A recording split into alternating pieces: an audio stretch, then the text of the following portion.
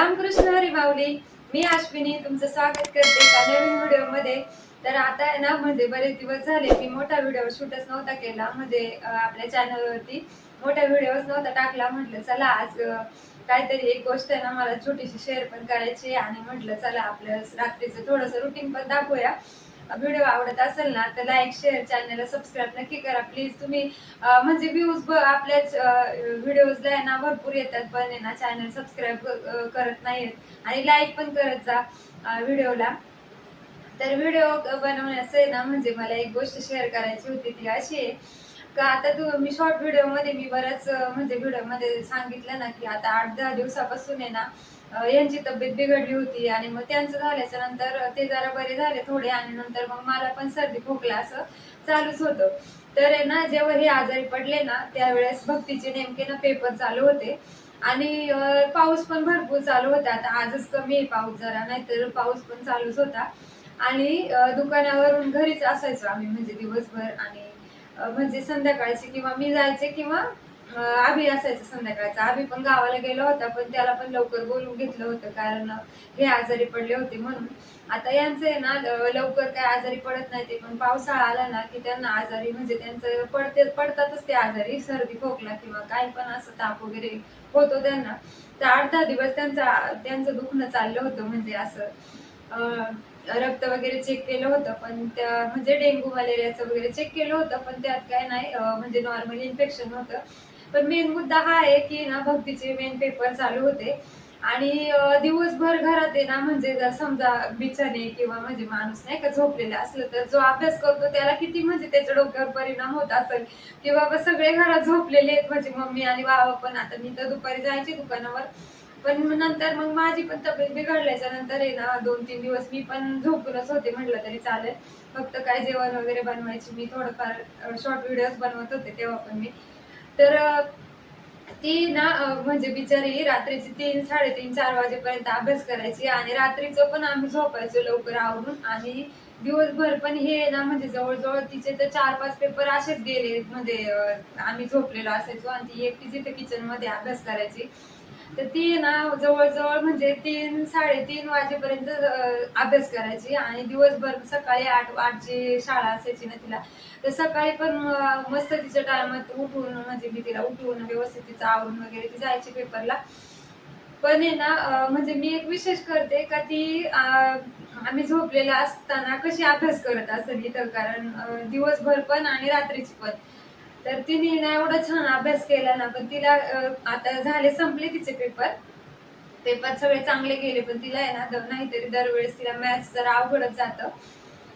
तर मॅथ्स अवघडच गेलं होतं. अक्षरशः आहे ना ती 2-3 पेपरच्या वेळेस तर रडली होती. मलाच तिच्याकडे बघून म्हणजे वाईट वाटायचं, की बाबा आता आपण झोपलेला असतो आणि तिच्या जवळ ती एकटीच बसलेली असायची अभ्यास करत, नाही का.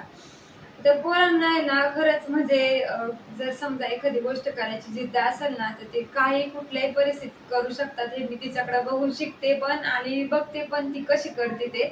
तर तिला मॅथ्स दरवेळेस अवघड जातं ना, तर तेच तिला मी म्हणत असते की बाबा जाऊ दे, ज्याच्यात आपण चांगले ना तेच पुढे न्यायचं, जर आणि जे आपल्याला अडतंय ना त्याची प्रॅक्टिस करत राहायचं. तर आता तिला आहे ना म्हणजे झाले 4 दिवस झाले असतील तिचे पेपर संपलेत. आता सोमवारपासून म्हणजे कालपासून शाळा चालू झाली ना परत, तर त्यांचे पेपर दाखवायला पण सुरुवात केली आहे म्हणजे मॅडम लोकांनी.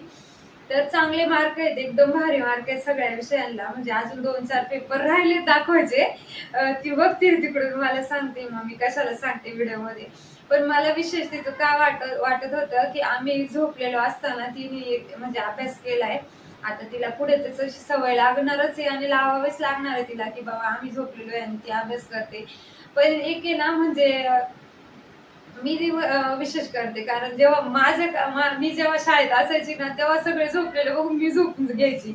त्याच्यामुळे आहे ना म्हणजे मी अभ्यासात मागे राहिले असं म्हणलं तरी चालेल. पण मला मग ते माझे दिवस आठवलेले, की बाबा आपण आहे ना म्हणजे सगळे झोपायचे, तर मग मला पण त्यांच्याकडे बघून झोप यायची. आता तिला पण यायची, पण ती ना म्हणजे मला सांगायची सकाळी, मम्मी मला पण लई झोप यायची, पण मी आहे ना सारखी तोंड धुवायची आणि मग मस्तपैकी अभ्यास परत मी फ्रेश होऊन अभ्यास करायची म्हणून. पण आता ती 9वीला आहे आणि मला असं वाटतं की या 9वीच्या पण एवढ्या म्हणजे लहानच आहे अजून ती माझ्यासाठी तरी लहानच आहे, तरी पण ती एवढ्या तिने ना जबाबदारीने अभ्यास केलाय ना की काय सांगू. आता दरवेळेस काय असतं की तिचे जेव्हा पेपर असतात आणि हे आजारी वगैरे नसले ना की 12-1 वाजता येतात ना ते दुकानावरून, तोपर्यंत तिचा बराचसा अभ्यास झालेला असतो. पण ह्या वेळेस तिचं नाही खूप म्हणजे एक्झाम आहे ना कठीण गेली म्हणलं तरी चालेल. तर मॅथ्सचा अवघड गेला तिला पेपर आणि मॅथ्सला मार्क्स पण थोडे कमी आले तिला. मी आता मार्क्स काही सांगणार नाही तर ती मला परत ओरडल तिकडून. बाकीच्या विषयांना आहे ना म्हणजे 2-4 पेपर राहिलेत अजून दाखवलेले नाही. बाकीच्या विषयांचे जे जे दाखवलेत ना त्यांना एवढे भारी मार्क आहेत ना की काय सांगू, खरंच भारी मार्क आहेत. म्हणजे फक्त 2-4 पेपर अजून राहिलेत ना दाखवायचे, त्याला पण चांगलेच असतील. 2 पेपर तिला अवघड गेले, मॅथ्स आणि जिओग्राफी.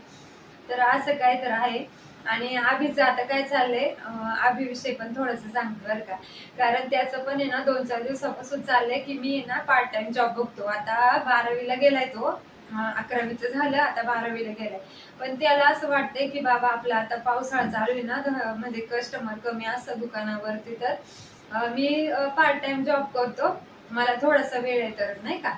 पण आम्ही म्हणजे हे ना त्याला अजिबात नको म्हणतात बाबा. आता जर म्हणजे पैशांची सवय लागली ना पोरांच्या हातात यायला तर पुढचे शिक्षणावर परिणाम होईल किंवा काय असं त्यांचं रात्री बरंच त्याला समजून सांगितलं.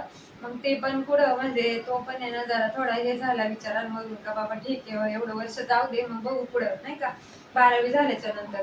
आता त्याला अभ्यासाचा अजिबात वेळ नाहीये, अभ्यासात मोठा येतो जरा थोडा, तरी पण तो करतोय. म्हणजे त्याला ड्रॉइंग खूप छान येतं, ड्रॉइंग मध्ये चांगला येतो. तर त्याचं तो कॉलेज आता 12वीला गेलाय ना, त्याचं पण मी सांगितलं नव्हतं एका पण व्हिडिओ मध्ये, त्याने ITI घेतलंय, ITI मध्ये करतोय तो. जाऊ दे त्याला अभ्यासात नाही जास्त म्हणजे इंटरेस्ट, तर मग ड्रॉइंग मध्ये आहे तर ITI मध्ये करतो तो, तर मग करतोय असं. तर 12वीला आता म्हणजे सेकंड इयरला, 11वीतच त्याने डायरेक्ट ITI घेतला होता. 11वी आणि 12वी 2 विषय 2 वर्ष ITI करणार आणि तिथून पुढे डिप्लोमा किंवा मग जॉब लागला तर जॉब करायचो.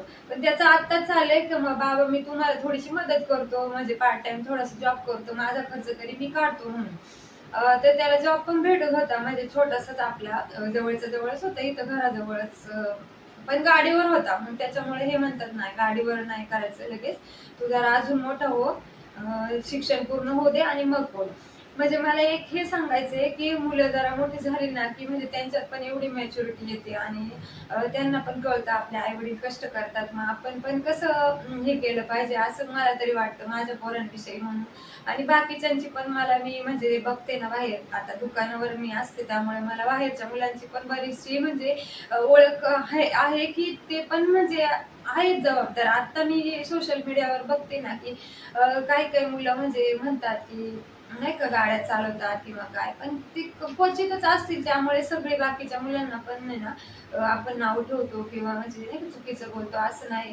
प्रत्येक मुलाला ना काळजी असते आई वडिलांची, आणि प्रत्येक मुलगा मुलगी असू दे जबाबदारीने काम त्यांची त्यांच्या कुवतीप्रमाणे किंवा त्यांच्या बुद्धीच्या प्रमाणे करतच असतात. मला हे म्हणायचंय फक्त एवढंच की मुलांना आहे ना आपण कधीच कमी नाही लेखलं पाहिजे, त्यांना कायम प्रोत्साहन करत आहे ना पुढंच नेत राहिलं पाहिजे. आई वडिलांच्या जबाबदारी अशी आहे असं मला वाटतं. त्यांना कधी ना मागे नाही खेचलं पाहिजे. त्यांना म्हणजे ते जे बोलतात ना ते आपले विचार आणि त्यांचे विचार मिक्स करून त्यांना थोडंसं समजून सांगून त्यांच्या कलेने घेऊन आणि आपल्या कलेने पण त्यांना समजून सांगून जर सांगितलं ना तर नक्कीच ते ऐकतात. आता हे मी कमी समजून सांगते, मी जरा थोडी ना म्हणजे आपलं आईचं थोडं आहे ना हे असतं, पण आहे ना त्यांचे बाबा आहेत ना म्हणजे हे एवढं समजून सांगतात ना अभिला की काय सांगू बाबा. रात्री त्यांनी एवढं व्यवस्थित त्याला समजून सांगितलं बाळा आपलं एवढं पण परिस्थिती काही हे नाहीये वाईट नाही की तू पार्ट टाइम जॉब केला पाहिजे आणि मला मदत केली पाहिजे. आता परिस्थिती आहे, असं नाही की नसते परिस्थिती, दिवस दिवस बदलत असतात किंवा म्हणजे नाही का आजचा दिवस तो उद्याचा दिवस नसतो, रोजचे दिवस बदललेले असतातच. तर त्यांनी पण त्याला समजून सांगितलं लगेच काय नको, आता 12वीचं एवढं वर्ष पूर्ण कर, नंतर मग बघू आपण पार्ट टाइम जॉब कसं काय होतंय ते, तुला जसं होईल तसं हँडल होईल तसं नाही का, मोठा होशील जरा अजून मॅच्युअर होशील त्यानुसार. तर मुलांना आहे ना नेहमी प्रोत्साहन देत राहायचं आणि त्यांच्या कलेने घ्यायचं आणि आपल्या आपल्या कलेने समजून पण सांगायचं असतं. ये ना भक्ती मला हेच म्हणायचंय कधीच आहे ना मुलांना कमी लेखायचं नाही. किती पण म्हणजे आपलं थोडंफार ऐकते नाही किंवा हट्ट करतात, पण आहे ना दुसरी बाजू पण त्यांची समजून घ्यायची, बघायचं त्यांचा स्वभाव ओळखून. आपल्याला तर आपली मुलं आहेत म्हणलं, आपल्याला आपल्या मुलांचा स्वभाव माहीत असतो. मुलांच्या पण डोक्यात हे विचार असतात की आपल्या आई वडिलांना त्रास नाही झाला पाहिजे, किंवा मग नाही का त्यांना आपल्याकडून खूप सारी मदत पण झाली पाहिजे. तर मला हेच सांगायचं होतं की माझ्या मुलांचे विचार आहेत ना एवढे भारी आहेत का, म्हणजे खूपच भारी आहेत मला असं वाटतं. आणि माझी दोन्ही मुलं खूप छान आहेत. आता भक्तीचा अनुभव सांगितला आणि अभिचा पण सांगितला. मला हेच सांगायचं होतं की मुलांच्या पाठीशी खंबीरपणे उभं राहायचं आपण. मी बरेच दिवस झाले कैरी आणून ठेवल्यात, म्हणजे आता तोतापुरीचं अजून सीझन संपले की नाही संपले तेच काही कळत नाहीये. तर गुळ आंबा करायसाठी 4-5 दिवसापासून मी आहे ना कैऱ्या आणून ठेवल्यात फ्रीज मध्ये. आता म्हणलं गुळ आंबा आज वेळ आहे तर जरा गुळ आंबा पण करते आणि मग स्वयंपाक तर अजून करायचा बाकी आहे. तर चला, व्हिडिओ आवडला असेल तर लाईक शेअर, चॅनलला सबस्क्राईब नक्की करा. इथे ना मी 3 कैऱ्या अशाच म्हणजे वरचं साल काढून घेतलं, पण त्यातलं आहे ना एक कैरी बघा पिकली आहे. ते आता गुळ आंब्यात घालतात की नाही घालतात काय माहिती. हा, नाहीच घालत मी, कारण काय माहिती खराब होईल लवकर वाटतं गुळ आंबा. त्यामुळे ही काही नाही घालणार मी. ही ना कटिंग करून भक्तीला देते थोडीशी खायला. आणि हे 2 आहेत ना मस्त असे किसून घेते, पहिले किसून ठेवते. मस्त असं किसणीने ना मी दोन्ही कैऱ्या अशा मस्त किसून घेतल्या. आणि नंतर मी ना म्हणजे अंदाजेच पूर्ण पाणी ना त्याचं पहिलं पिळून घेतलं, म्हणजे जे आंबटपणा असतो ना तो. आता तोतापुरी आंबे काय एवढे म्हणजे कैरी एवढी काही आंबट नसते, पण तरी पण मी एक्स्ट्राचं पाणी त्यातलं पिळून काढलं. आणि ना म्हणजे अंदाजेच मी त्याच्यात मस्त अशा 2 छोट्या वाट्या आहे ना गूळ कापून घातला आणि असंच म्हणजे मिक्स करून ठेवून दिलं बाजूला. नंतर स्वयंपाक करून घेते म्हटलं, आणि मग लास्टला आहे ना गुळांबा करून घेईल म्हटलं, तोपर्यंत पाणी पूर्ण आहे ना मिक्स होऊन जाईल गुळाचं. आता शेवग्याची सुकी शेंग करायची होती मला, आणि नंतर आहे ना बटाट्याचं कालवण करायचं होतं. पापड वगैरे एक साईडला तळून घेतले, आणि ना म्हटलं शेवग्याची शेंग एक साईडला शिजायला घालते. जास्त असा कांदा परतून घेतला, आपला गरम मसाला, खलासणी, हळदी पावडर घालून परतून घेतलं सर्व. आणि एक टोमॅटो घातला होता. टोमॅटो थोडा जास्त घातला होता, म्हणजे सूप बनवतो ना ते सूपमध्ये पण कसं आपण टोमॅटो वगैरे घालतो, सेम मी तसंच बनवलं होतं. म्हणजे जसं काय सूप बनवल्यावर जेवढं आपल्याला हे भेटेल ना, सेम त्याच टाईपमध्ये मी भाजी बनवली होती. एवढी छान होते ना शेवग्याच्या शेंगांची सुकी भाजी. आता यांना रक्तवाढीसाठी मी काय करू तो तर प्रश्न पडलेला असे मला, कारण त्यांना सूप वगैरे पण काय एवढं जास्त आवडलं नाही. मस्त भाजी तयार. तर आता आहे ना वाजले 11:30. मी काय केलं, आधी सर्व आहे ना स्वयंपाक करून घेतला. शेवग्याचे शेंगांची ना सुकी भाजी केली, बटाट्याचं कालवण केलं, मस्त अशा भाकरी केल्या. आणि गुळांबा म्हटलं आता लास्टला ठेवूया, कारण काय होतं हे कधी लवकर येतात कधी लेट येतात, आता पावसाचे दिवस म्हणून. तर 11:30 वाजलेत, आता अजून तर काही आले नाही. मस्तपैकी मी आहे ना सुरुवात करते गुळांबा करायला. मी गुळ चिरून आहे ना त्याच्यामध्ये मस्त मिक्स करून ठेवलं होतं, पूर्ण पाणी सुटलंय छान असं त्याला, हे बघा असं. तर आता आहे ना गॅस चालू करून मी मस्त हलवायला घेते. गुळांबा व्हायला आहे ना म्हणजे जास्त काही वेळ लागत नाही, कारण आहे ना त्याला म्हणजे आपण पहिलं कैरीचं पाणी आहे ना पूर्ण काढून घेतलं होतं ना, 1-10 मिनिटच लागले फक्त मला.